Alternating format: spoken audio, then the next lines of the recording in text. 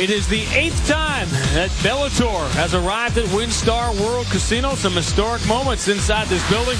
Joe Warren won the Bantamweight World title here. Joe Warren lost the Bantamweight World title here. And tonight, he fights for a chance to become #1 contender. Once again, Mercedes is here, Summer's here, so is Sean Grande and Jimmy Smith. Here's what we're looking at. We go live at 9 o'clock Eastern on Spike.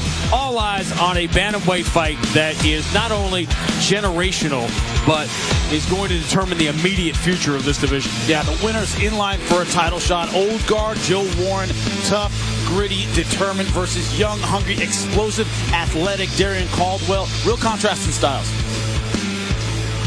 Going to get to see Fernando Gonzalez trying to make a statement at 170. Don't sleep on Goichi Yamauchi and Bubba Jenkins. That's got fight of the night written all over it. Our night begins with Michael C. Williams.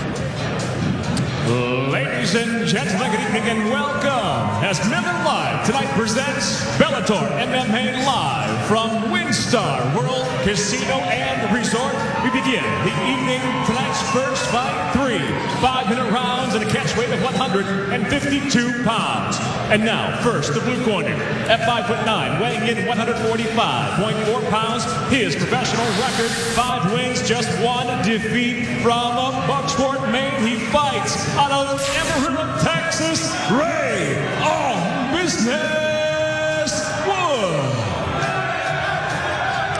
And across the gauge, fighting out of the red corner at 5'9", he weighed in 152.4 pounds as a professional. He brings 10 victories with 3 defeats. He fights out of Dallas, Texas. Please welcome Chris Jones. In charge of the action, your referee, Kerry Hatley. Tail of the tape brought to you by Dave & Buster's, the only place to eat, drink, play, and watch sports. It's supposed to be a featherweight fight. Chris Jones, 7 pounds overweight. All right, man, let's get things started. Ready? Ready? Let's go to work. Fight Clock brought to you by Miller Lite, the original light beer. Cheers, it's Miller time. You always say that you transform into a school teacher when a guy misses weight. You know that, right? Tone of your voice. I totally do. Well, I was a school teacher, though. So That's I just go back to it. I just go back to it. Just saying, it comes back when somebody disappoints you.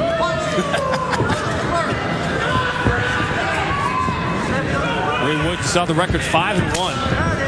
Blue, his only loss was up in New England in a championship fight in the 5th round. So he hasn't been beaten in the first 3 rounds. His only pro loss was in round 5. You see Wood's strategy already. Use his feet, stay to the outside angle. Wood, that extra weight, extra power. He's just the physically bigger guy in there. Wants to stay away from the power. Doing a good job of keeping him at range. Against the southpaw stance of Chris Jones. Nice shot. Hit him right in the liver. Bad move, though. Way too aggressive on that flying knee. Chris Jones saw it coming. It's giving him time to recover because his liver's in trouble. Still hurting. He hasn't gotten it back yet. He's in trouble. Very early in the round. Liver shot takes forever to get back. Watch him keep that right elbow glued to his ribs. He can't defend that side, though, when it comes to his chin. See so many fights, so many big fights end with that liver shot. What happens to your body? Your internal organs shut down completely. It's hard to breathe. Incredible amount of pain. It's just hard to get. He's still hurting. That was a low shot. That's exactly what Chris Jones needed. That's not something you often say. But it's true in this case. Break. It needs to take the full 5 minutes. Let's go right here. The liver shot isn't like getting cracked in the chin or the temple. You can get it back in a minute or 2. Yeah, the foot hit the cup. In many ways, a liver shot feels like a groin shot. They're not that different. Hard to breathe. Yeah.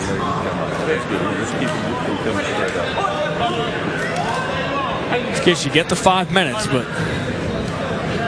Sean McCarthy says you don't have 5 minutes to give here. You have 5 minutes to spend. Here we go, man. Carry on. He will resume the action.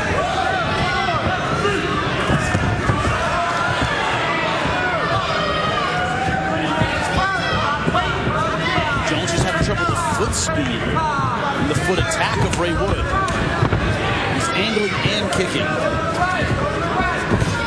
We've seen a lot more of that in modern mixed martial arts. It's kind of that traditional, almost karate, taekwondo style. Guys switch stances a lot, use the leg a lot.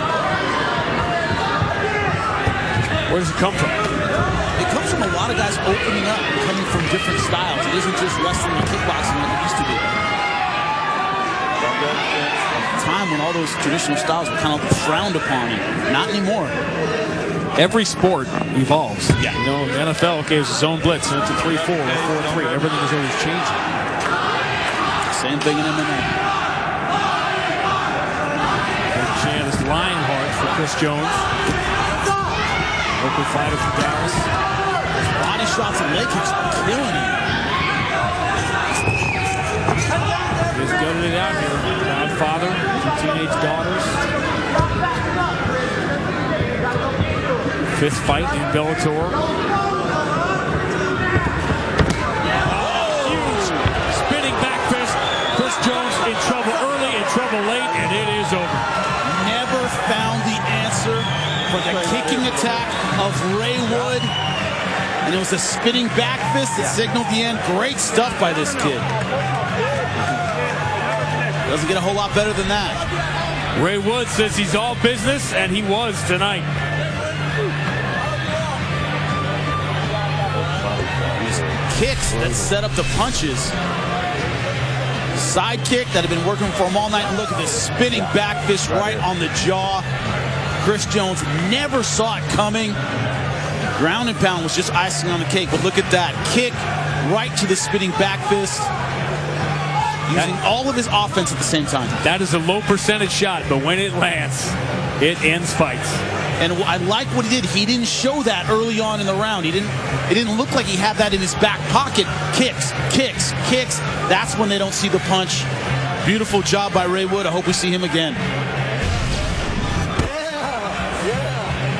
Eye-opening performance from the 26-year-old from Amarillo, Texas, Ray Wood.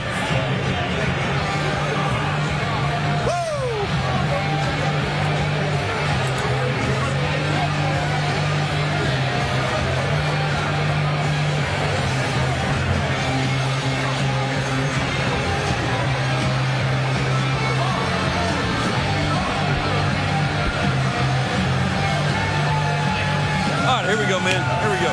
Good job, man. That's a good fight. Let's make it official.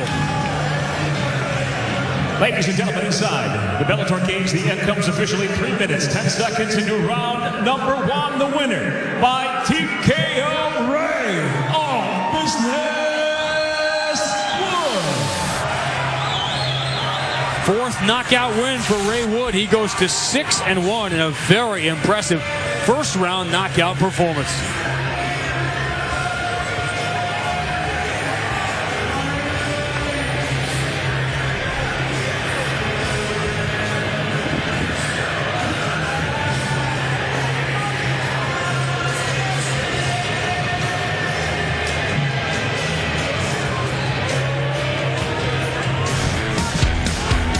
The last time we saw Goichi Yamauchi, he was facing a former king of pancrase, Isao Kobayashi, at Mohegan Sun in October. We didn't know quite what to make of the fight, but we thought it would be evenly matched.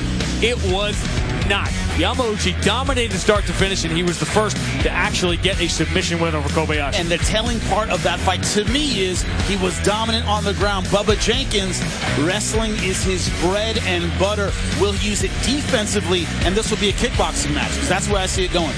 What happens to a guy who instinctively is trying to take another guy down, and all of a sudden that's the last guard you want to end up in? It's about sticking to the game plan. He said, I didn't do it against Georgi Karahanian. I'm doing it tonight. Clash of styles and that shark tank of a featherweight division. Somebody, you can't just win. You have to make a statement.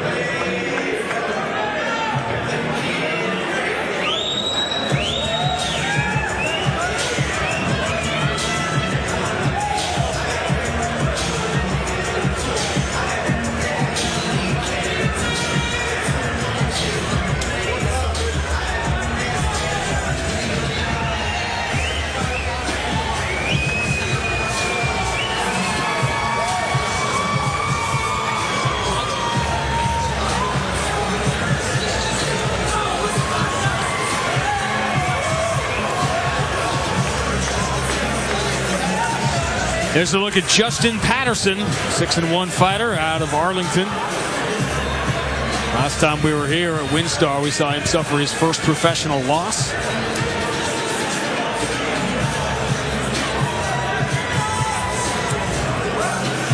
One of the great things about a venue like this, there are a lot of people here early to see these fighters. Easy for them to get pumped up when they step in the big lights. To Michael C. Williams.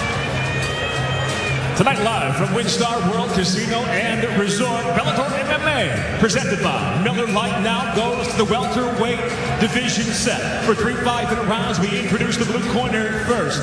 At 6'2", he weighed in 169.2 pounds. His professional record, 8 wins, just 1 defeat from Pawhuska, Oklahoma. He fights out of Chula Vista, California. Chance Black Eagle Rencounter.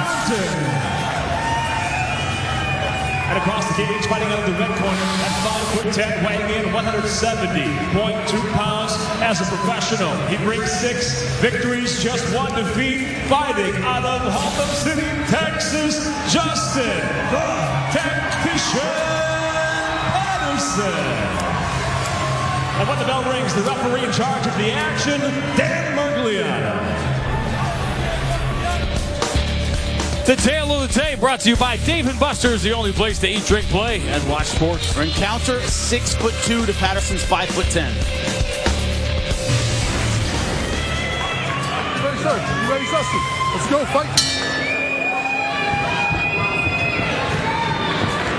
2 young fighters with very, very strong records to start their career. Fight Clock brought to you by Miller Lite, the original light beer. Cheers. It's Miller time.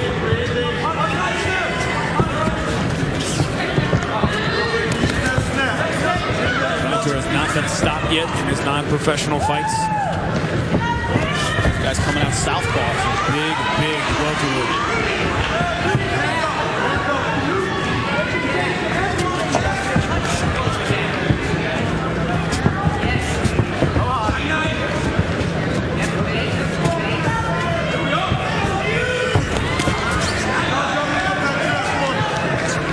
Both stand-up fighters, that's the book on both of them. Not surprising here in the first minute.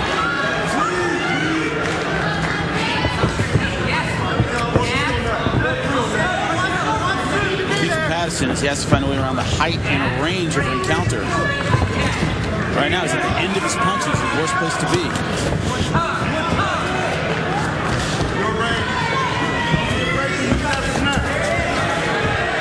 Leg kick in and out. Side to side, stay away from that range. It's important to keep in mind, southpaws aren't any more used to facing southpaws than orthodox fighters are. Take some adjustment for them as well. Oh, nice, backhand over the top. Straight punches, that's all we're seeing from Rencounter. Does bring it back lazy. Patterson can come over the top, that'll be his key to success. So far hasn't been able to do it yet.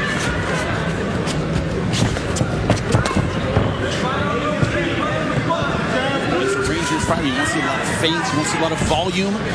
Can't throw 1-2 and have your opponent throw 1-2 back. You have to throw 3 and 4 to his 1 and 2.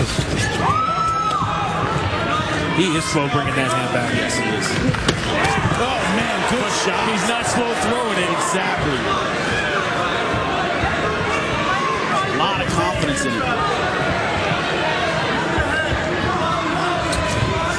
Patterson has to figure out he can't trade 1s and 2s. Patterson needs a plan B here. That was a pretty good start. Problem is Rencounter, after he throws, he admires his work a little bit. He sticks his chin up, his hands are a little low, just like that. Kind of pops up a little bit.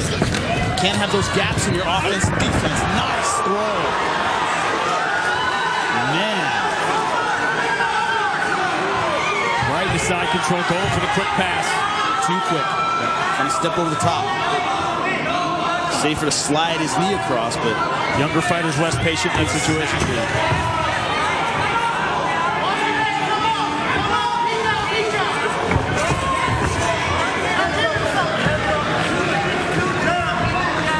Thrown like that, it leaves some psychological damage. It's embarrassing to get thrown like that. It can be confusing. Doesn't have to do a lot of damage, but man, the message it sends, I'm literally throwing you around. Joe Warren special. That's exactly what I was thinking. Later tonight, will Darrion Caldwell find himself in a situation he's never been in before? That's that Greco style. And, you know, they take you for a ride, man. If you're not used to it, it can be disheartening. Darrion Caldwell says Greco is just the stuff that guys that can't do freestyle do. There's a lot of respect between those two. They're doing what they do, and obviously it's a huge fight tonight. You gotta expect a little trash talking to Joe Warren fight and the Darrion Caldwell fight. They fight each other. Last thing I'll say about that, Joe Warren, All-American, University of Michigan, can wrestle folk style, freestyle as well. Michigan and NC State met on the hardwood earlier this year. Very high stakes. Joe Warren and Darrion Caldwell later tonight. Actually doing a better job now neutralizing it. Cutting angles a little bit better. He's trying to take advantage of that lazy lead hand. He's not going to win this round. Unlikely he wins this round, but he's starting to figure it out. Yeah.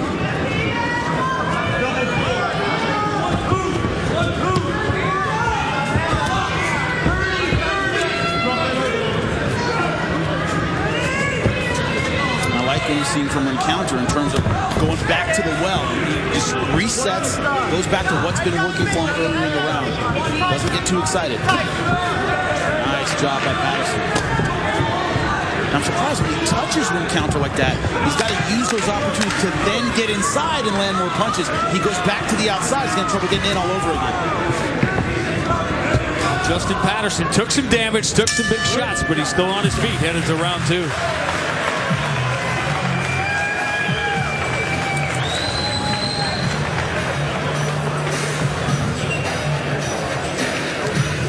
Encounter won this first round on the feet and then throwing to the ground. Look at this, the jab, nice 1-2. That was his bread and butter, the straight 1-2. And he landed it effectively. Here's the throw, look at him. He takes advantage of the momentum of Patterson. Beautiful throw right into side control. Not a lot of damage, but the message it sends, I'm the boss in here. He was the boss in round number one. Out of Alliance MMA. You're doing awesome. You're doing awesome. Nick Hammond, his hometown of Pawhuska, Oklahoma, was announced. Okay, seconds out, please. Seconds out. Hurt him to the body. Hurt him to the body. Mouthpiece.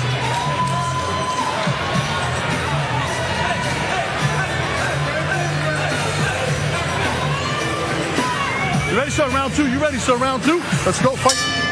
Well, the cage looks smaller with Dan Bogliardi's in it.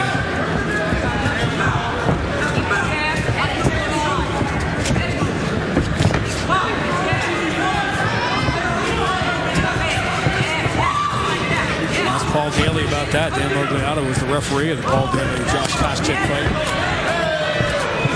We're forgetting, picking him up like a toy. Starting to figure it out. Yes, he is. He's winning with the jab. He's using that to set up the rest of his offense. And he's double and tripling the jab.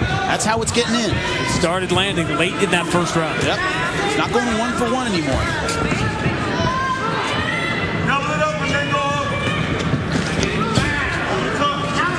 Your double up is the coaching. Counter doing the smart thing, angling, making him come to him. But he has to double and triple his own jab. A little home run shot.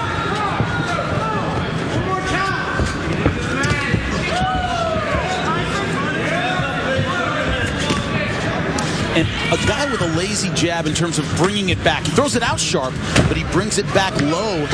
It gets slower as the round goes on. That gap between his chin and his hand gets easier and easier to see and take advantage of. He's giving Patterson that over the top. There's a little siren song. Yep. The window is there. Neither guy really using their legs very much. Not a lot of leg kicks. Encounter through a couple early, but been pretty much a boxing match. Yeah, it has. Whenever two fighters get like this, when they set a rhythm, when it looks like a pace, a back and forth like a tennis match, the one that breaks the rhythm usually is the one that's successful. Patterson broke the rhythm early in this round by doubling up his jab. And Encounter trying to change up the rhythm by going for the takedown. The level change goes nowhere. can just fling that left over the top in those exchanges. I think there's a home for it. Over the low right hand of Rencounter, but Rencounter was definitely, as you say, he was the boss the first 3+ minutes, but not the last 3. nice.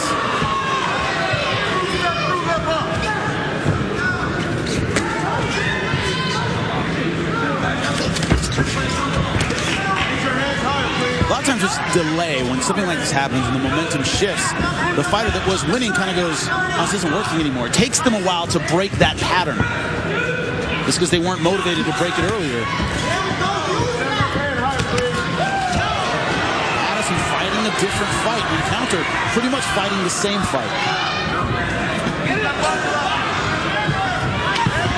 Good timing on that double leg. Wanted it earlier, wanted it on the ground, didn't get it, waited for his opportunity, and now has it there. Now seeing, look at that Kimura position, but Tough from there. Very tough from there.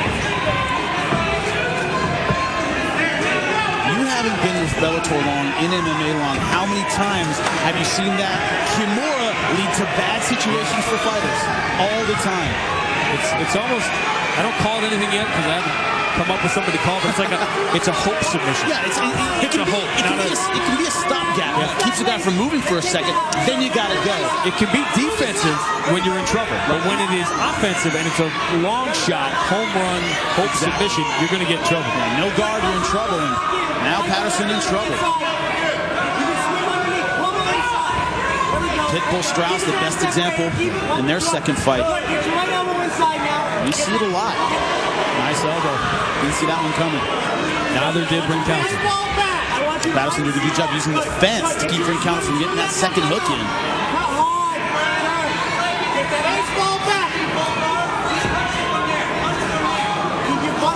Patterson really has to turn. But it's that wrist control that's keeping him from turning. Rencounter lets it go.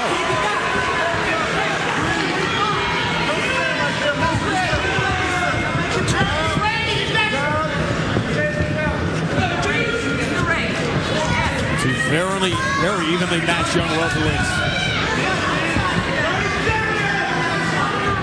Learning on the fly.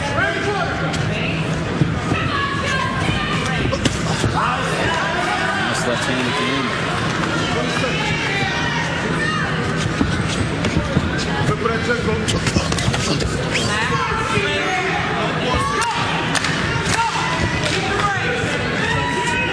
Interesting juxtaposition with the 2 rounds. Cage control and who dictated the tempo of the fight.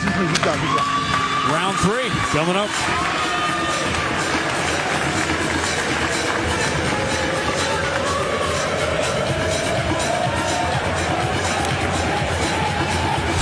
Patterson came out a different guy here in round 2. Yeah, he didn't. This is how it started. The jab, doubling it, tripling it.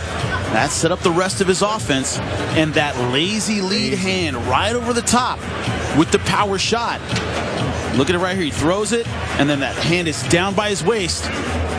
Easy to go over the top with the left hand on that. Let's see if he fixes that on the way out in between rounds. It's easy every time Patterson got in range to throw that left over the top. Both fighters have gone the distance before.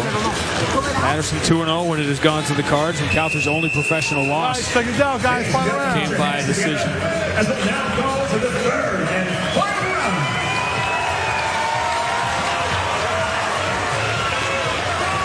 We are headed for round number 3, 1-1. 1-1 to me. Final round. You ready, sir? Final round. Let's go. Fight.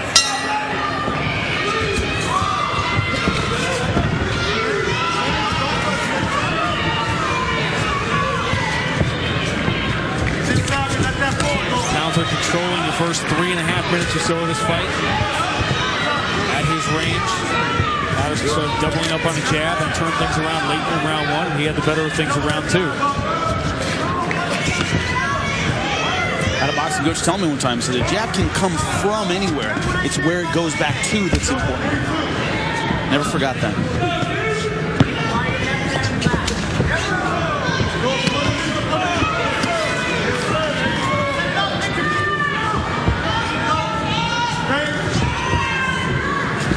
Those hands are still low. Very low.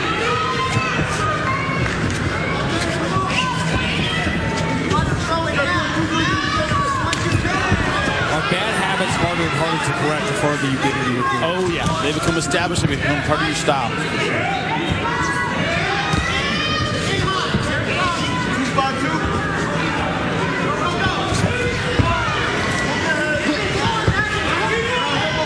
Nice job. Patterson has to do more with it.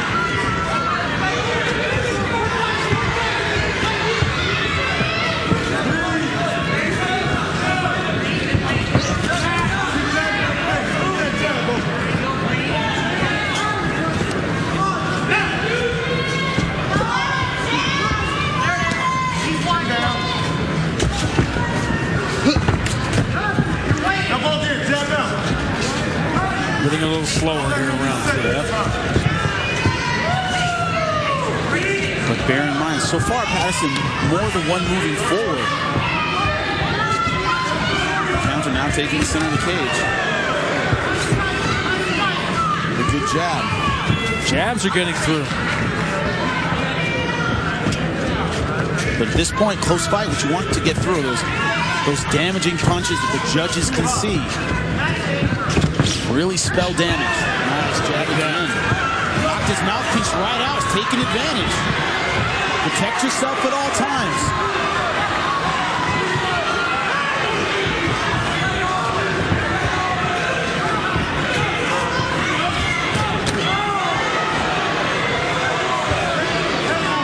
Just as we were talking about power punches. It's really hard now for me to take my eyes off the gloves and encounter just how low he's holding it. But that's how you're supposed to see it as a fighter and as a coach. You know, where are your offensive and defensive weapons, and it's down by his hip. If you aren't relying on your hands to protect you, what are you relying on? Usually it's your awareness, your head movement. He's not moving his head very much, and he's not slipping these punches coming in, showing me that he's not that aware of them. He's not setting up for takedowns, right. Not doing other things. Exactly.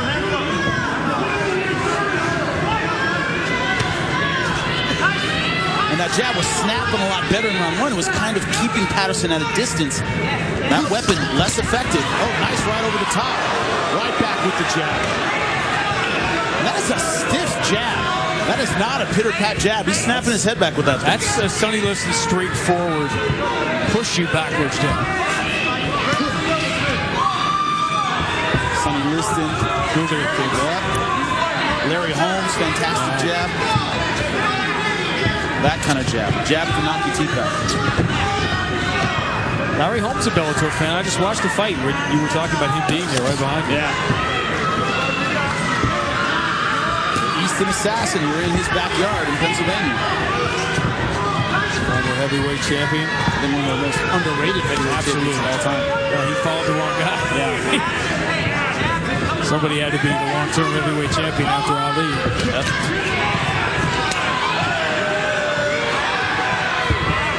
To me, ring counter really has to do something dramatic. Oh, another spinning back fist.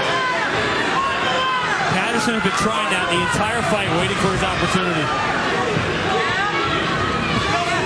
And for ring counter, it's all or nothing now. 30 seconds left. I think he's losing this round to end this fight.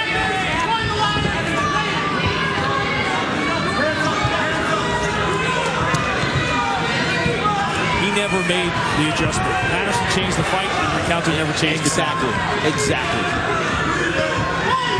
And kudos to Patterson, staying mentally in the fight, not going into defensive mode, not giving up, making adjustments like a professional. Counter looking for the home run shot. It looks like it's going to be too little, too late. That was good stuff. Excellent stuff.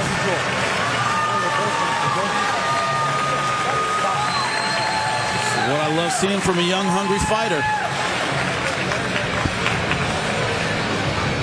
Comeback ability, too. Yeah, you love to see from a young fighter. Yeah, heart, guts. Used the jab in round number 2. Round number 3 was still landing the jab, but wasn't doubling it up like it was in round 2. It was more power punches in round number 3 that gave him the lead. As soon as he knocked the mouthpiece out of Ringcounter's mouth, could have been some jaw damage just because his mouth was so wide there. Spinning back fist caught him. Look at this, walking away. Eve Edwards is cornering somebody tonight. famous spinning back fist or back fist like that against Josh the Punk Thompson. Similar thing, running away, turns around, boom. Creating the distance to land that shot. And it's from the side your opponent isn't looking at. Beautiful stuff. Sure, he'd be glad of bringing it up, but that's the only time Josh Thompson has ever been stopped in his entire career. He's spinning away. Josh went for that back fist, and Eve Edwards came right over the top with the kick. This time it worked out for Patterson. Let's find out. It should be an interesting decision if Michael C. Williams has it.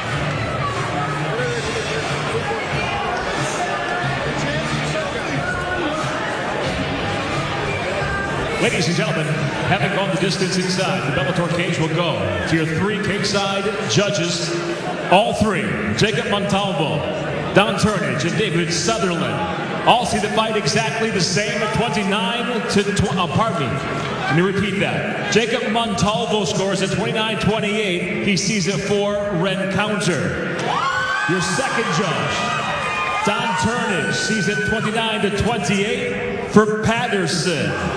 Your third and final judge, David Sutherland, sees the fight 29-28 for the winner by split decision, Justin the Tactician Patterson. Close fight. Justin Patterson made the adjustment late in round number 1. Chance for encounter did not, and Justin Patterson wins the split decision. Impressive performance to go to 7-1.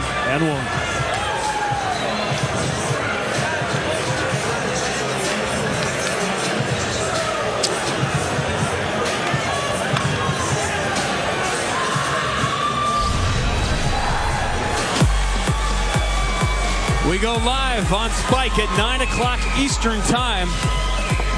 Fernando Gonzalez, who is a really fun guy to talk to. Hey, he's won 4 in a row in the welterweight division. He's watched guys, MVP has missed a couple of opportunities here. He's seen Benson Henderson come in and take the title shot. Paul Daly seems to be focused on Josh Koscheck, and understandably so.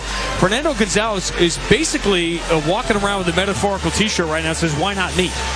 Exactly. And he has a very entertaining style. He'll walk right to the center of the cage and square off with anyone. But also he's one of those fighters that isn't fun to fight, isn't fun to prepare for. You gotta really want to fight Fernando Gonzalez. And Gilbert Smith, who sees this as his opportunity in the big show, wants that challenge. A lot of established names, I understand why they'd be hesitant. All coming up at 9 o'clock Eastern. We're going to shuffle the deck. Some world title contenders, which this young man hopes to be one day. This is Steve Garcia, a name you need to know in the bantamweight division.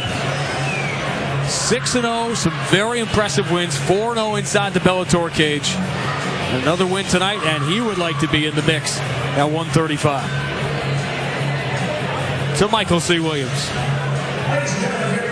Casino and Resort, Bellator MMA presented tonight by Miller Light. Now goes the bantamweight division set for 3 5-minute rounds. Will introduce the blue corner at 5'9", weighing in 134, undefeated as a professional. He steps in the cage at 5-0. He fights out of Houston, Texas. Introducing Pretty Ricky Terces. Across the cage, fighting out of the red corner at 6 foot even, weighing in 135.4 pounds. His professional record also undefeated. He brings 6 wins without a loss from Albuquerque, New Mexico. Steve Mean Machine Garcia. In charge of the action, your referee, Jason Herzog.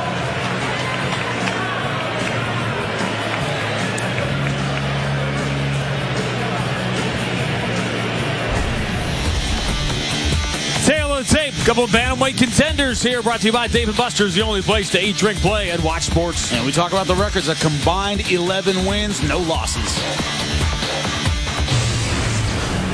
Get back. Are you ready? Fight! The fight clock brought to you by Miller Lite, the original light beer. Cheers. It's Miller time. Steve Garcia opened up eyes on his first day in Bellator. All he did was beat Sean Bunch. Nobody knew who Steve Garcia was. He scored the upset win over Sean Bunch, and then here in this building in June of 2014, 39-second knockout of Cody Walker. With shots like that. He's looping, he's awkward, he's unorthodox. It's hard to see his punches coming. Or his knees. Looks like the kid is all knees. He's all knees and elbows. It's so unusual for 135. He is just lanky. He's gone the distance once. Ken Moy, shout out, Cambridge Max. The only one who takes Steve Garcia the distance. Ken Moy is tough as nails. He is. Remember that fight? You're thinking he was out 3 or 4 times. Tercios has 1 first-round knockout. His other 4 wins have all come by decision. Started as an amateur at 17 years old. Tercios in the blue gloves, his debut came in Houston. That front kick.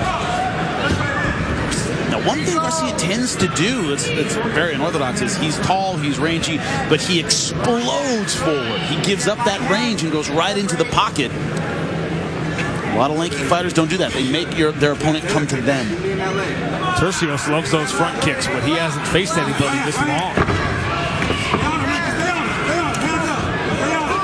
This is where he's going to have an advantage. He's in close. Generally favors the guy with the shorter limbs. 3 minutes left. Garcia's so unorthodox, just the way he moves.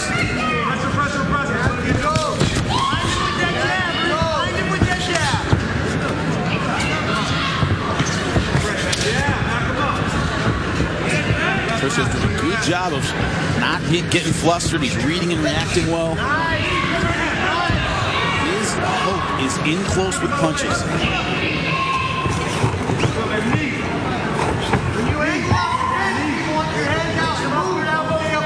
Now, if he ends up cutting Garcia here, you want to do is stay right in this pocket and throw. Don't just cut him loose and let him go. Tercios watched MMA with his dad. His dad told me he was a little kid. He said, "You could do that one day." I said, "Dad, you're crazy. You can't do that." Look how it's turned out. His dad's been his biggest supporter. He made his debut in 2013 in the card. It was the last fight in legacy for Darian Caldwell before he signed with Bellator.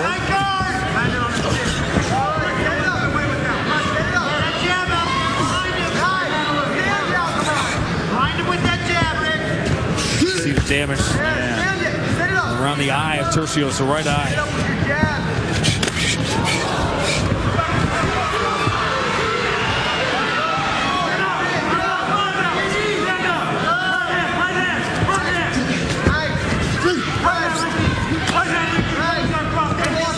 Tercios doesn't back up. He fights his way out of trouble going forward. He has to. He has to. He can't stay at range and expect to be successful. He's fighting the right strategy for the build he has and the build he's fighting.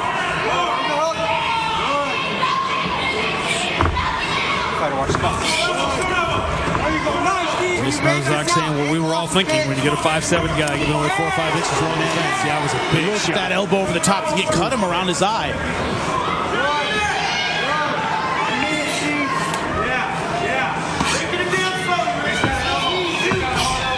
No, it didn't, but man, what a shot.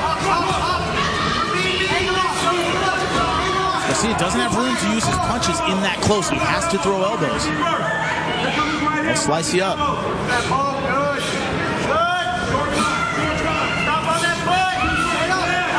Garcia's doing a good job with those knees. He's done a good job keeping the fight where he wants it. Exactly. Much of the round. And this is the kryptonite of the taller fighter. Get inside. Get inside of his reach. Make it a grueling chest-to-chest kind of fight. Nice job with the arm drag. Getting around him, but Tercios dropping to the leg. See them stalemating here. Not enough time here. Is there going to be for Garcia? No, there is.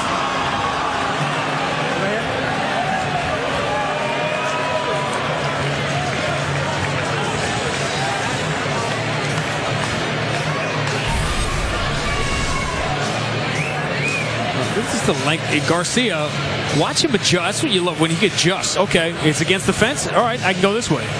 You see, that's going to be the trade on the inside. Garcia cannot throw punches. He throws elbows. Turcios, what surprised me is his success in these Muay Thai positions. Yeah. Hard to do against a taller fighter, but he's doing a good job wrenching that head down, getting his knees up there. Good recognition that he had Garcia's head down in the first place to have that opportunity. Also knows when to go to the ribs. He can't pull the head down. Stay on the outside, man. Toes to the body and long jab. It'll set up the head kick.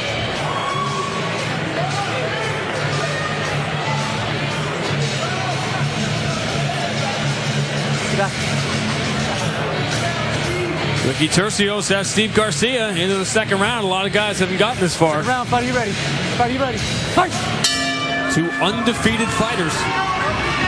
23-year-old Garcia with the red gloves, 22-year-old Ricky Turcios in the blue. That's the positive. If you're Turcios, you're used to going the distance. Deep water doesn't mean anything to you. But Joey Villasenor, I was talking to him, coach over at Greg Jackson's, and he said Garcia's such a hard worker in the gym, man. Loves to come forward and bang, but technically really sound. I don't expect his gas to wear out. It's a team full of monsters.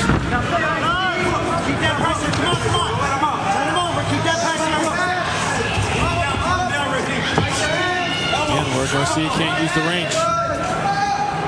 Come on, break him down there. I need a ton of right hands when you get free, Ricky. He says food all day, Ricky. These two are fighting beyond their years, strategically. There you go. Short elbow.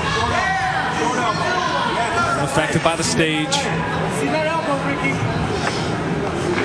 So much of that is in amateur fights we're seeing. We didn't see a few years ago. Let's go.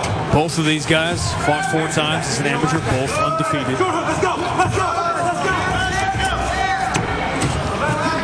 You're looking at two guys here at their very young ages, 45 years old combined, 19 combined fights, pro and amateur without a loss. How'd you see round 1? I saw it for Garcia. Thought he did more damage. And almost a step over, he got it. Almost. A little too anxious. You see that so much. Right idea. Yep, gotta watch the front chokes from the guy with Garcia's build. Darce chokes, anacondas, guillotines. They're flowing like they're not protecting their records. I love it. In triangle country and able to get out. Garcia closes guard. 3 minutes, Rick. Neither of these two has recorded a submission win. Not for lack of trying. Ed Kim Moy in a lot of trouble a few times. Kim Moy, a great example of there's a style for you. No matter what your build is, you can find your place. Kim Moy very low to the ground. Turcios has the build for ground and pound against Garcia. Garcia has long legs, but That elbow's getting through. it is. Turcios is going to have more powerful punches when it comes to the ground and pound on top. Garcia finally grabbing a hold of that left wrist. Watch his right arm. But you see Garcia not really angling very much, locking triangle around the body, which is tight, but it doesn't allow you to really set up a lot of submissions because your legs are locked. You can't unlock them and angle and go for an armbar, triangle, anything like that. It's a good defensive position. Maybe get a guillotine, something like that. Now he's in better position.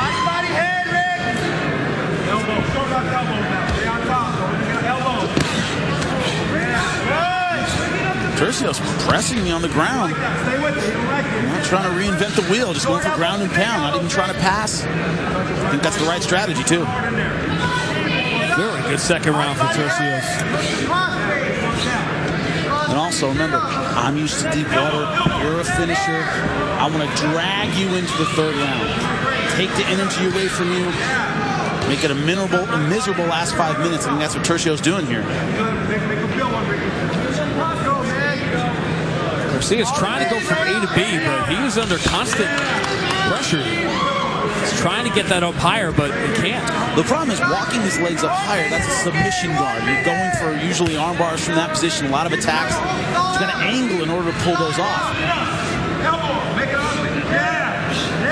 if he's putting his feet on the hips, that's more of a sweeper's guard and gives him the ability, like now, to kind of create scrambles and create space and pop back to his feet.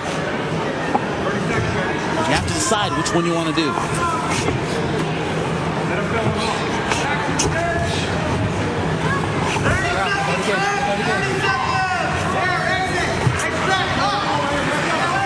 Garcia fights his way back.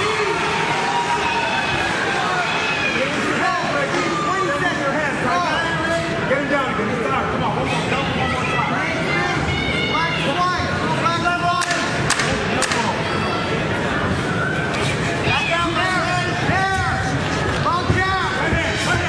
Very good second round for Ricky Turcios.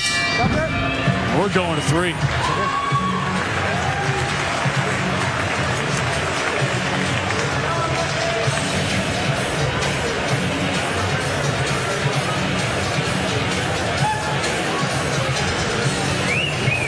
And you're going to win this third by movement. You've got to use your jab, right? You're jumping in with one punch and one punch only. That's closing the gap for him. Let's stay long. Toes, push kick, nopes. I want him out. Hear me? Up your head kick, right? He can't take you down. You gave him the bullshit. Always throwing that left hand. He tried to sneak a hook in there, but if you pressure, I want pressure and I want him on his ass this round. You guys got something? I want pressure and I want him on his ass. Listen to me. Double jab cross. Double jab cross.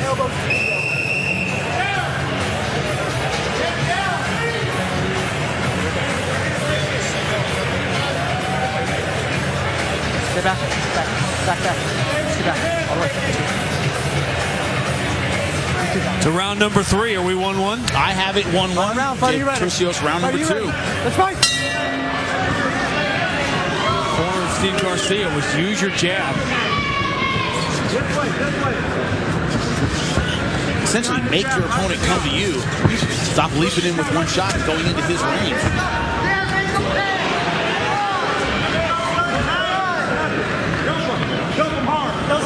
Turcios has been content to take some risks to get inside, which he has. This is how he won round 2. Let's go, Ricky. I need one, baby. I need one.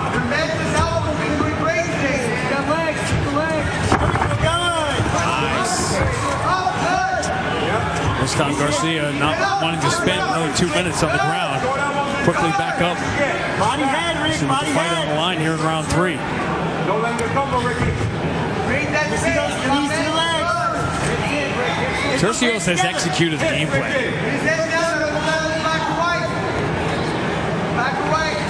Not let Garcia get distance after that first 30, 45 seconds.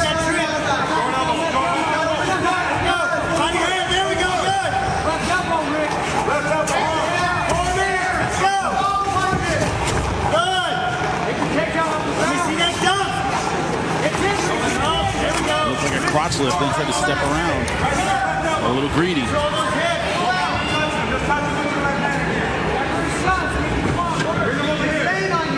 Fatigue is starting to be a factor for Garcia. Problem with his style, with all that angling and movement and explosiveness, it burns a lot of gas. Well, again, he's not used to being here. Nice elbow. Yeah, elbow set that up. Left knee creates some distance. Garcia not as explosive here around 3 as he was at the start.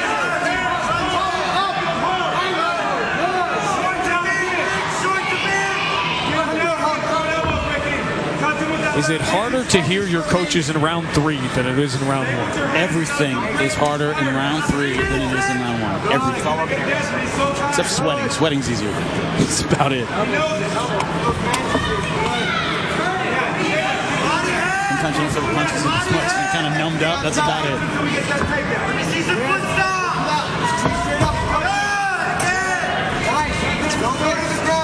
What Turcios has to do is really use his position. He did more damage in round number 2 than so far he's doing in round number 3. Got to make it easy for the judges. You can't just hold him against the fence. You have to take him down. You have to do some damage. The times he's had Garcia, when he's had space in this round, he's done damage like that.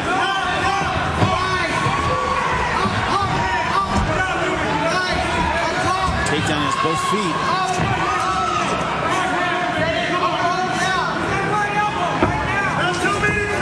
Guillotine position.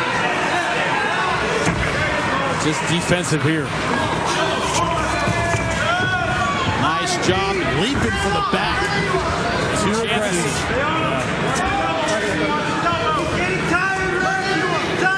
Admirable and exciting, but dangerous.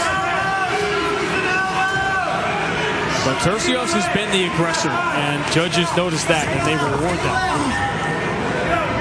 Roland trying to isolate the arm, looks like. Ends up on his back. Bad move by Garcia. He has the arm trapped, but he can't torque it from here. Triangle position, but can't get it. Tercios has just been half step ahead. On him like glue. Minute 15 in a very close fight between two undefeated young bantamweights.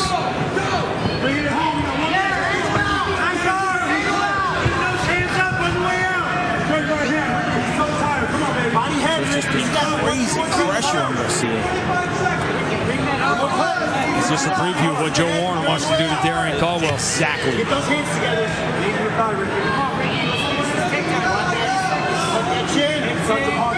That's the main event towards the top of the bantamweight division. Going for the guillotine.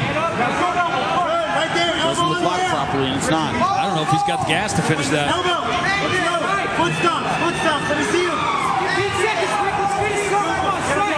Get him down. Put everything into him, Rick. A lot of buzz around Steve Garcia coming into this fight. Ricky Tercios was the unknown of these two young undefeated fighters. Going down to the finish.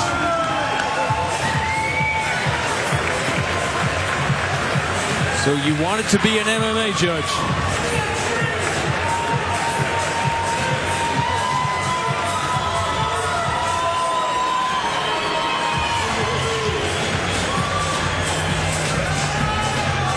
This is a tough one to call. Very tough. Because Garcia, as you said, if you're just watching cage control, Tercios had him where he wanted him, but when Garcia got his shots in the third round, they scored. Garcia didn't take a lot of damage. He was worn down in the third round. Right. This is a very tough one. And the punches that Tercios did land against with short shots, you know, had an effect, but not big punches. Hey, give me your mouthpiece. This is a tough one.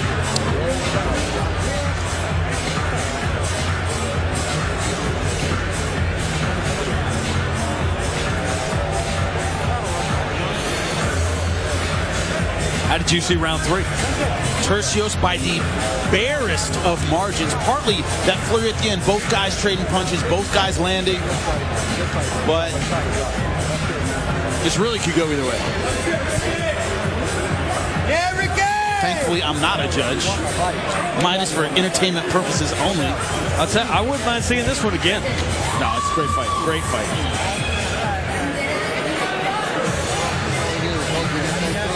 It's hard to envision three judges seeing this exactly the same way, that's for sure. Yeah.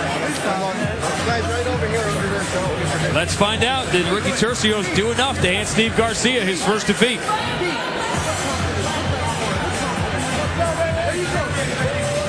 Ladies and gentlemen, having once again gone the distance, we'll go to your judges' scorecards. Your first judge at cage side, Don Turnage, sees the fight 29-28. He's got it for Garcia. Your second judge, Jacob Montalvo, scores it 30-27. He's got it scored for Tercios. Your third and final judge at cage side, Dan Matisse, scores it 30-27 for the winner by split decision. Pretty Ricky Tercios. He pulled it off. The buzz was about Steve Garcia coming into this one as the undefeated rising young bantamweight. Add a new name to that list. Winner by split decision, Ricky Tercios.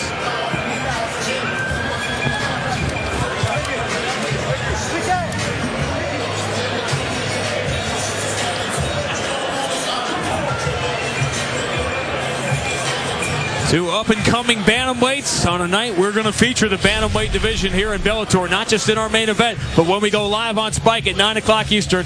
Baby Joe, it's fun to watch. He is a tank, always comes forward, loves the power punches.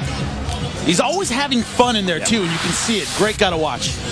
Joe Taimanglo from Guam brings the island with him inside the cage. You may not know a lot about this man. He's a stoic young man, Sirwan Kakai, but this is a dangerous young fighter. 12-3, 10 of them, as you see, have been stoppages. And he feels he wears that chip on his shoulder. That's sort of been disrespected, not getting the appreciation, around the MMA community. And this is his chance to open up the show on Spike at 9 o'clock Eastern and make his statement. Yeah, you can gripe about it, or you can go out there and beat a guy like Baby Joe decisively and be one of those names at 135 that we talk about. That will open things up at 9 o'clock with all roads leading to the #1 contender fight in the bantamweight division. When Joe Warren is inside the Bellator cage, exciting things happen. You have no idea what's going to happen. But I'll say this about Darian Caldwell, who we have been talking about for months as a rising young star and a potential face of this company.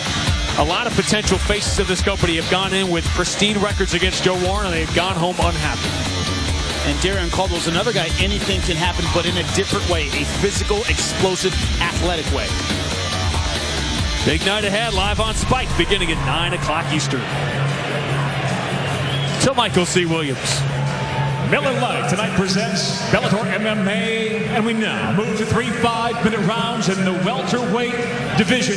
We introduce the blue corner first. At 6 foot, weighing in 170.6 pounds, his professional record undefeated early on at 3-0. Originally from Rio de Janeiro, Brazil, he fights out of New York, New York. Introducing Nightmare Gracie. And across the cage, fighting out of the red corner at 5'10", weighing in 169.8 pounds. His professional record, 16 wins, 13 defeats, fighting out of Hickory, North Carolina, Roger, the Leprechaun Carroll. In charge of the action, your referee, Big John McCarthy.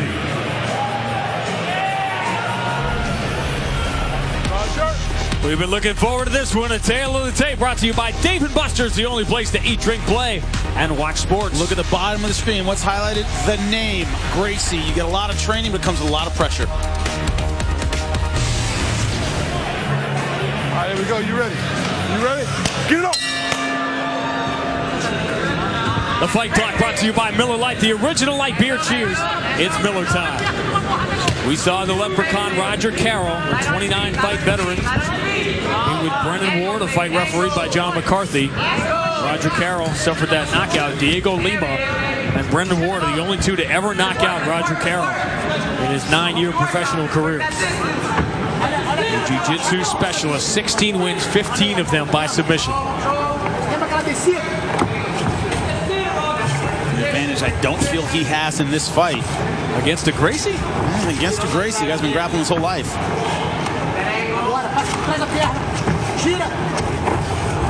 Beautiful outside choke.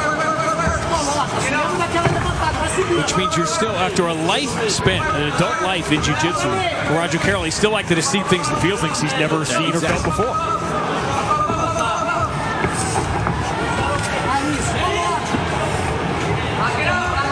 It is the nephew of Henzo Gracie. Both guys in leg lock position. Going for the inverted heel hook.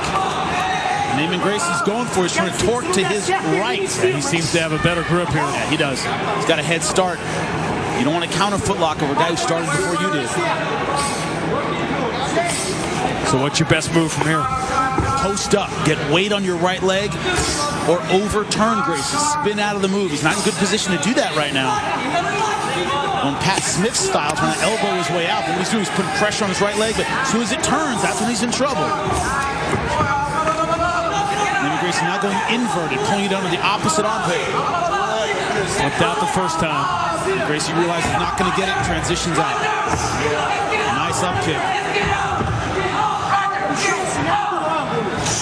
Roger Carroll, no attempt. Get back up. Going for the heel hook, but that's what I mean. Put weight on the leg. And See the difference in Gracie's escape. He's advancing position, trying to take the back. Roger Carroll doing a good job of defending.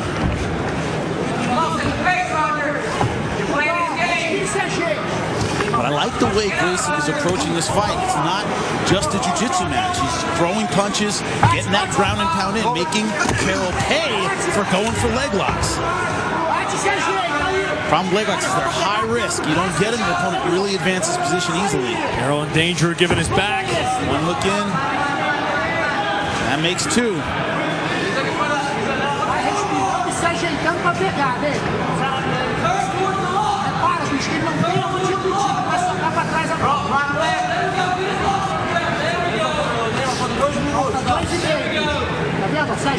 Neiman Gracie's huge. He's taller than Roger Carroll. That helps when you have that body triangle. Really put hip into it. Carroll's going to have trouble getting out of this position. You watch Gracie Jiu-Jitsu sometimes, it looks like the snake playing with its prey. Yeah, exactly. First thing when to grip you tighter than you've ever been gripped before. How does that feel? It's a slow, methodical kind of game. I'll take your mind before I take your body. Yeah, exactly. So Roger Carroll's feeling right now. He's doing a good job defensively, trying to protect his neck. Problem with the body triangle is a lot of times it's going to leave you a little bit high. You kind of got to reach down for the rear naked because the guy's down at your chest. And it's hard to flatten an opponent out with it. Roger Carroll was a high school wrestler. When walked into a jiu-jitsu class and said, oh, this is just grappling with pajamas on. And the next thing he remembers, he woke up.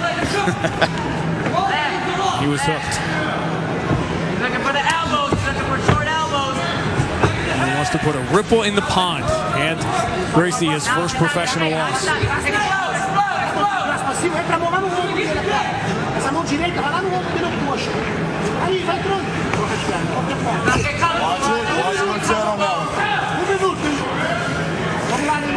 It's easier to avoid the mohawk back of the head when the opponent has a mohawk. It does make, for John McCarthy, it makes that 12-6 elbow. Don't hit where the hair is. Now, don't through the neck. It might be underneath the neck. You can't see from here. It's not.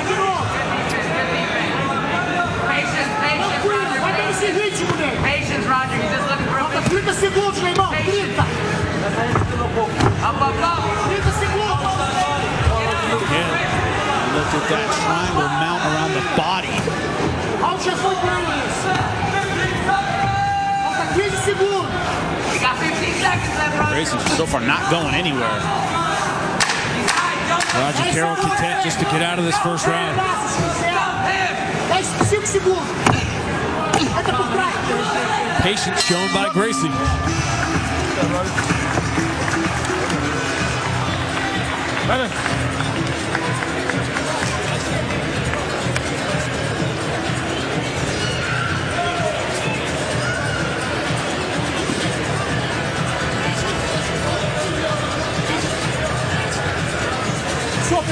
Roger Carroll took the fight with Brendan Ward in July on short notice. The majority of his fights have been on short notice. Stand, and he does not want to. This one actually wasn't. He probably had a longer camp for this one than most of his professional fights.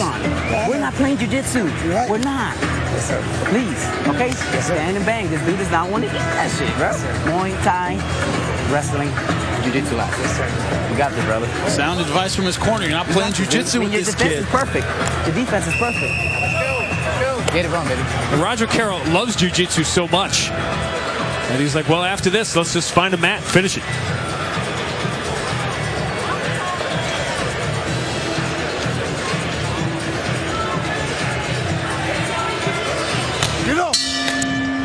On to round two. Pretty easy round one to score. Yeah, easy. 10-9 Gracie. Roger Carroll went for offensive moves of his own. I wouldn't go 10-8, but definitely a 10-9 round. One thing to keep in mind is it was pretty much a jiu-jitsu match. Don't expect Neiman Gracie to get tired doing jiu-jitsu. It's exactly his wheelhouse. What Roger Carroll wants to do is make it a stand-up battle, make it a wrestling match. Take it places Gracie's not used to going. Wear him down.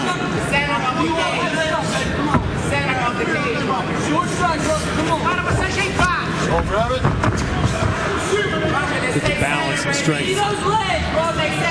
I try to tell guys, you know, when you coach them, when you talk to them about MMA, there's no such thing as in shape. You're in shape generally for a certain thing, by and large. You've been grappling your whole life. I can wake you up at midnight out of shape and still give me, 10 hard minutes. If you're not used to kickboxing, it can really wear you out. So what you want to do is take a guy out of his comfort zone. Here, Neiman Gracie on the ground, he could do this for a half hour out of shape. He's just so used to it. And for the knee bar, not going to get that. You see how he advances position every time. He doesn't just counter, it's counter to mount, counter to taking the back. It's chess, not checkers.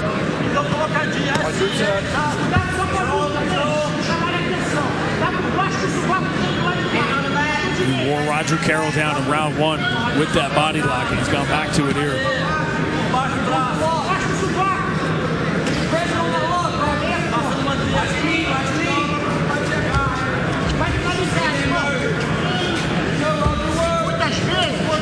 Gracie competing from age 10. Talk about that name being a target in professional MMA. That name is a target in high school. Yeah. That name's a target in grammar school. Everyone.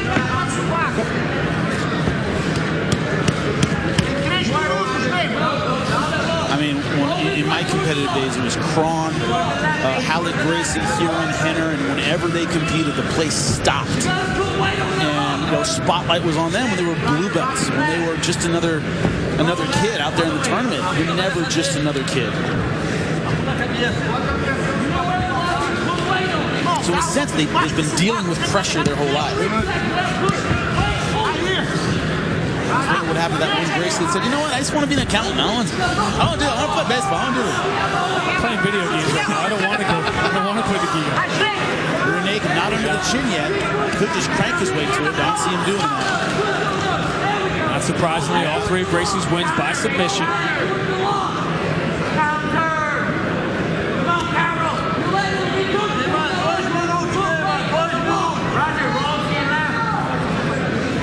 Part of the extended family. His father, Marcio Stambowski, part of that famous 5. Yep. Disciple of Holmes Gracie, who is a legend amongst the Gracies. Hickson before Hickson to a lot of people. The lion of the family. Died young in a hang gliding accident, 82, I think. Don't hit the back of the head. If you were taught by Halls, it was like, huge badge of honor in the family. When you begin to study the Gracie family, which has been part of my job, it's basically a rabbit hole. Yeah. It goes on, and then there was this, and then there was this. The family tree goes on forever.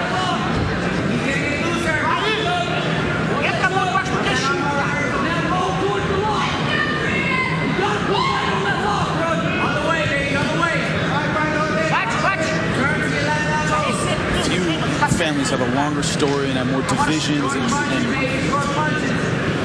controversy than the Gracie family. You could have done that great walkout, that classic walkout in Houston, the I Am Hoist Gracie. Just members of the Gracie family. You could have done it with hundreds of them. Easily. That's online on Bellator.com. I got to check that out if you haven't already. For some reason you missed it, and if you missed Gracie Shamrock tomorrow night on Spike. Free, 9 o'clock. Judge for yourself. We'll run the show from Houston again. Shamrock, Gracie, Hippo, and Dada. Derek Campos' knockout of Melvin Gillard. Oh, beautiful armbar transition. Look at that. Going for it. 12 seconds left. Again, second time he's gotten in deep, but very late in the round. Roger Carroll trying to hang on. And for the second straight round, he will.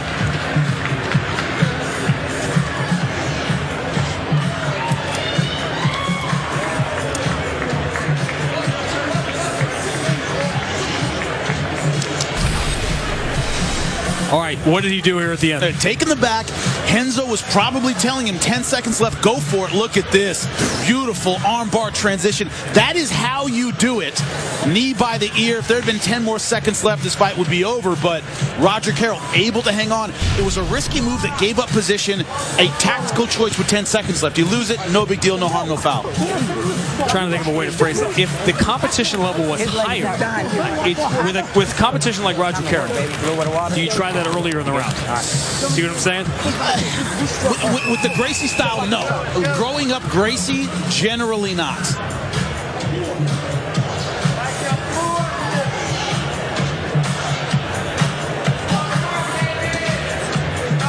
Roger. These 2 fights in Bellator, I will say this about Roger Carroll. He is having the time of his life. He told John McCarthy before the fight in July, I've waited my whole life to hear you say those words. Let's get it on. But we've seen this a lot with guys. I call them the happy Just to happy be to be here. there. They're just thrilled to be in here. But Roger Carroll, way behind, hasn't found a way to be competitive in this fight. He's a little too happy to be here. It doesn't bug him that much that he's losing. And, you see that happen sometimes.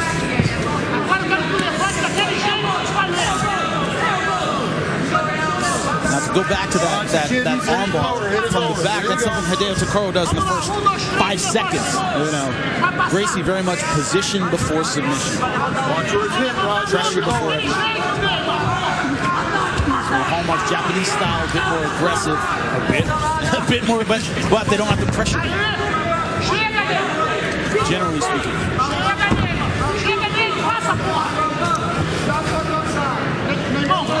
Up kicks a specialty of Gracie's cornerman, Renzo Gracie. The first ones to use those effectively.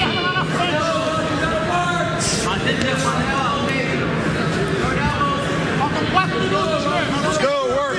The advice of Roger Carroll's corner after round number 1, stay out of the jiu-jitsu match, make it about striking, make it about wrestling. He hasn't been able to do that at all. Once again, going for a heel hook. Look at the pressure and flexibility. He's letting his leg bend. He doesn't care. He's controlling the upper body and the neck. So Roger Carroll can't twist his body and finish. When I asked you before what Roger Carroll needed to do in that spot, it's what Gracie's doing. Yeah, exactly. Putting weight on the leg, advancing position.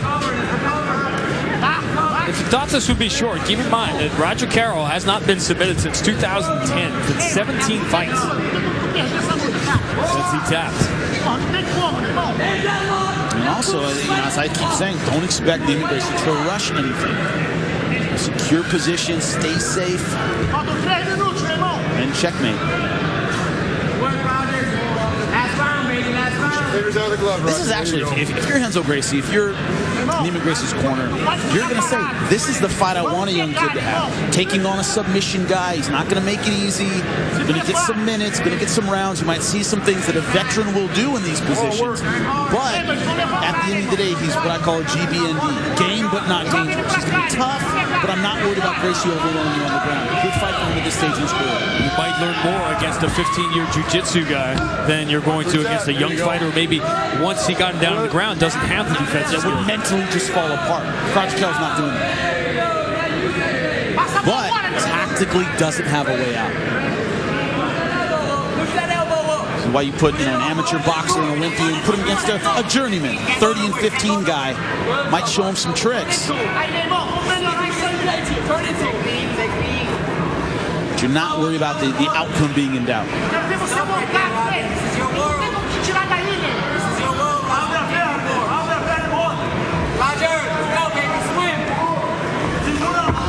Gracie growing up from Brazil, moved to New York,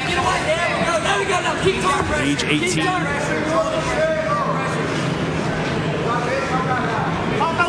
Still bizarre to me to see a Gracie listed from New York. A lot of them came out to the West Coast first. They did. They were all out there when I was coming up. Enzo went to the East Coast. Is it funny to you when you see these guys and they still go back to being listed from Brazil? It's like, come on, man, you grew up down the street from me. Yeah, man, guys that grew up in Torrance. You're more California than I am. Totally. There we go. Keep turning. It's loose, Roger. Keep turning. Falta minuto, Neymar. Deixa eu ver aquele braço de novo. Cuidado só com a jaula. Watch where it's at. There you go. Punches get comfortable. We need to comfortable, Roger. You need to turn back this way, Roger. Turn back this way. That lock is in the air. Lock is in the air. There we go. There we go. You gotta keep it here. You can't go back. In that armbar position again, look like he's trying to isolate the right arm. 30 seconds left, the kind of thing he'd go for. There we go. And there it is. Turn into it. Turn into it. There we go. Turn in. Stand up. Now triangle. Triangle armbar combo. See Roger Carroll's head starting to change color a little bit. That's locked in pretty good.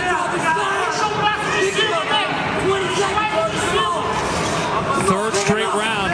Gracie going for it in the final seconds. Carroll trying to hold on. He's able to stay with it. Moral victory, but that's about it. The Leprechaun goes all 15 minutes. Earning the respect of Neiman Gracie.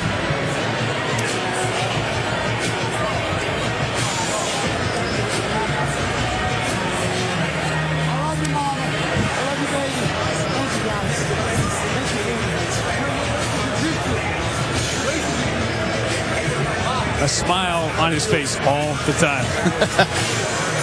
Gracie's, you don't see that as much. All my sponsors, love every one of you. Thank you. God bless Bellator. Happy guy, but no tactical answers for the attack of Neiman Gracie. Thank you, Jesus. If he started, He isn't thanking you. I'm a little hurt. I think he's thanking everybody else.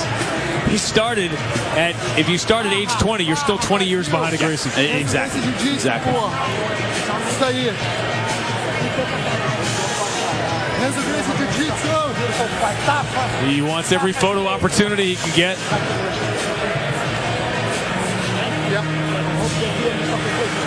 There's a Gracie.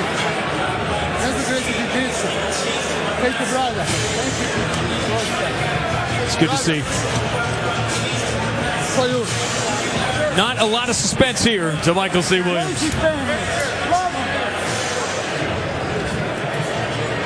him. Ladies and gentlemen, we'll go to your three cage-side judges. Your first judge, Dan Matisse, scores it 30-26. While judges cage-side, Don Turnage and Jacob Montalvo both see the fight the same at 30-27. All for the winner by unanimous decision. Still undefeated, Neiman Gracie. 4 pro fights, 4 wins for the latest branch on the Gracie tree. Roger Carroll had a blast. Neiman Gracie gets the win.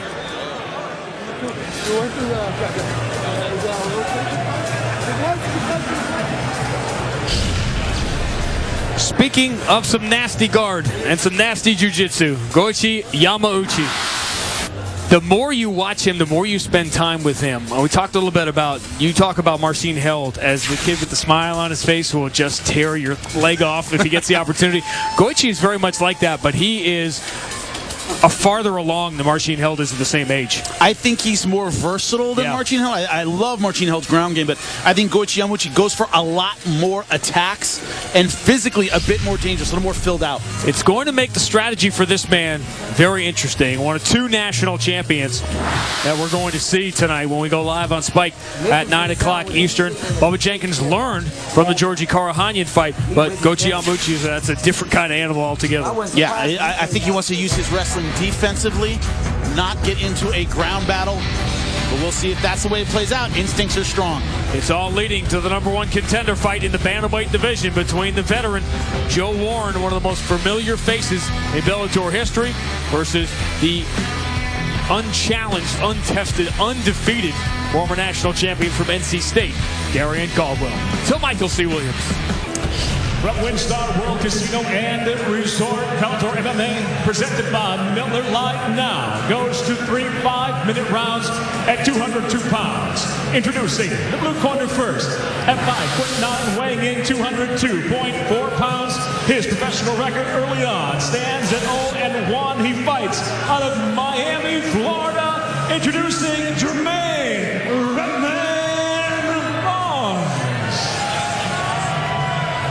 And across the cage, fighting up the red corner, at 5'9", weighing in 194 pounds even tonight. He makes his professional debut. He fights out of Oklahoma City, Oklahoma, Darren Taco Palmer. And the referee in charge, Dan Berglia. The Tail of the Tape brought to you by Dave & Buster's, the only place to eat, drink, play, and watch sports. And you see, was Barnes is supposed to be at 195 catch weight, overweight by 7.5 pounds. You ready, sir? You ready, sir? Let's go, fight. The fight clock brought to you by Miller Lite, the original light beer. Cheers. It's Miller time. as we discussed, the first thing you think of when a fighter misses weight. Lack of preparation, generally speaking. They didn't do something right at the end of their camp.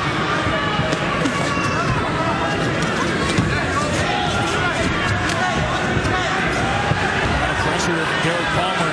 You can see that the adrenaline and the nerves that come with your first pro fight. Fight like it's a 30-second fight. Hey, beat those underhooks. Get that underhook. That's something back to me. I always tell guys, if you fight like it's a 1-minute fight, it better be a 1-minute fight. Or it won't be a 2-minute fight. Not in a good way.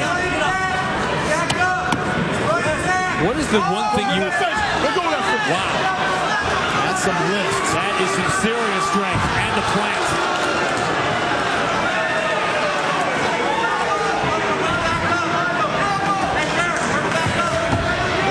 Hanging on. Yeah, not controlled. See, hanging on to the head, rookie mistake and side control. What is the thing you remember most from your first professional? Looking across the cage, I'd seen the guy fight before and going, man, he got bigger. he spent the whole, I know him now, he spent the whole time working out in between. He's a lot bigger than I saw on tape, man. Did you have that Rocky II moment or maybe he won't show up?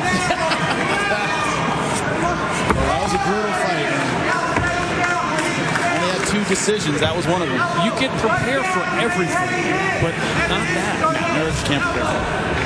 Hey, they're locking that door. Hey, wait a second. What's going on? And it's loud, man. It's like I was going to ask you if you could hear it. If you could hear it locked. It's unbelievably loud. Trying to step over and mount. Got 2 inches away. The Bomber in a roll. Trying to roll out of trouble here. Gives up his back. See, neither guy able to settle down in good position. A lot of nerves, a lot of energy.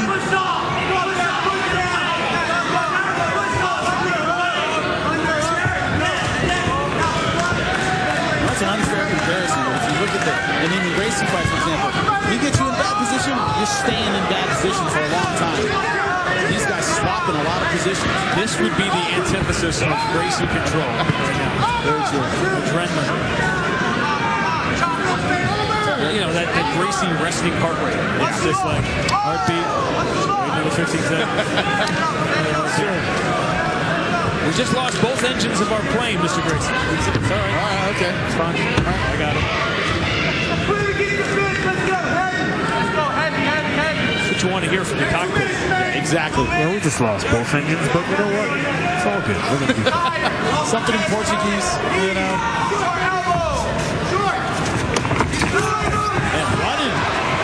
If he's not good. I'll tell you something else, John McCarthy taught me. If you turn away from your problem, you've got a problem. Yep. One thing you have to remember, a lot of referees have considered that physical surrender and stop the fight. Can't turn away and run, but Palmer's still throwing that right hand.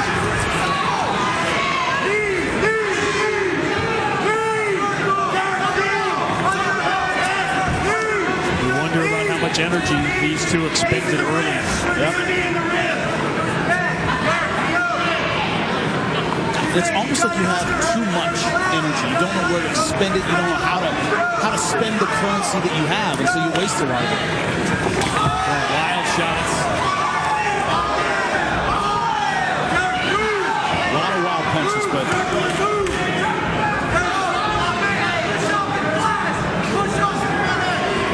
Palmer trying to sit into a guillotine, but he gives it up. That's another thing you see with young fighters. He is no patience when it comes to trying something. All right, it doesn't work. Next. exactly. No, we need it close. 40 seconds, Jermaine. Let's go. Work the arm. For the armbar, Palmer's in position to finish it. Can't see from here. Now shoulders out. Once the shoulder's out, it's done pretty much. It's almost sometimes as if young fighters' submissions are like new toys. Play with this for a while. Let's see if this works. One of the major differences moving up in the belts in jiu-jitsu is knowing when it's done. Knowing when you have something and when you don't. When it's time to move on. So you don't expend the energy. Exactly. A lot of energy expended here in round number 1 between these two young fighters. Right. Nice and clean, guys. Nice and clean. Let's go up. Up. Let's go.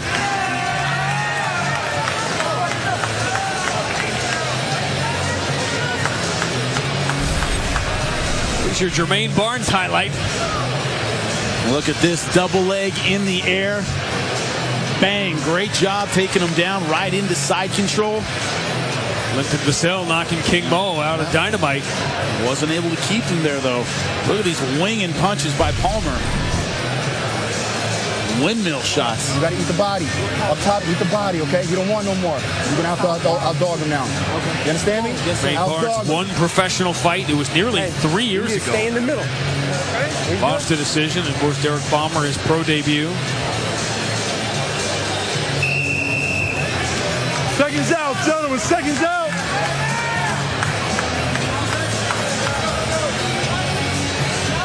Go, mouthpiece, guys, mouthpiece.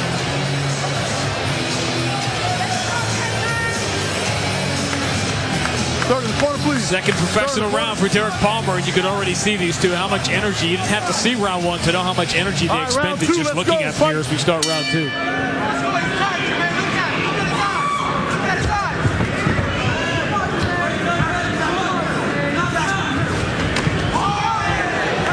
Barnes having some success with that leg kick.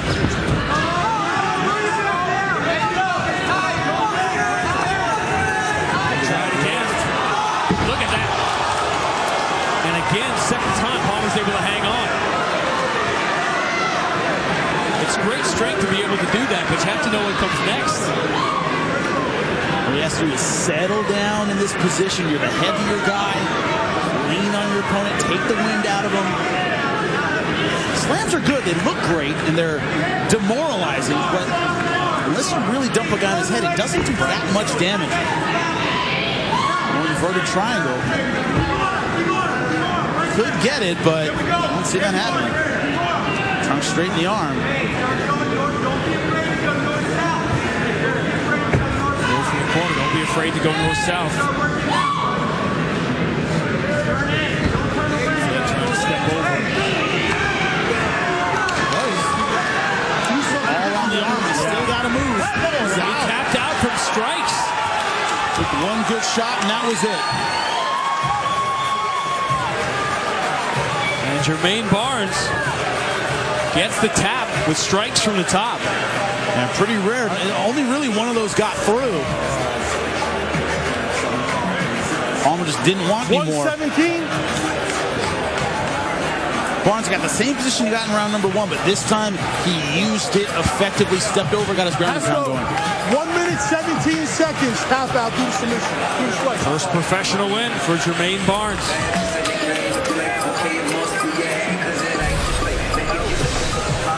Is underneath. This time, taking him over the top. Bang.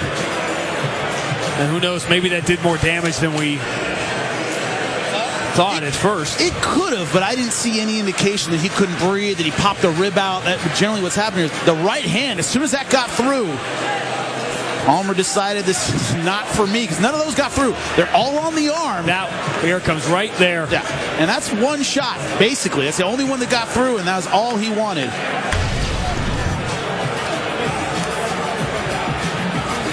But Barnes got good position. Kudos to him, man.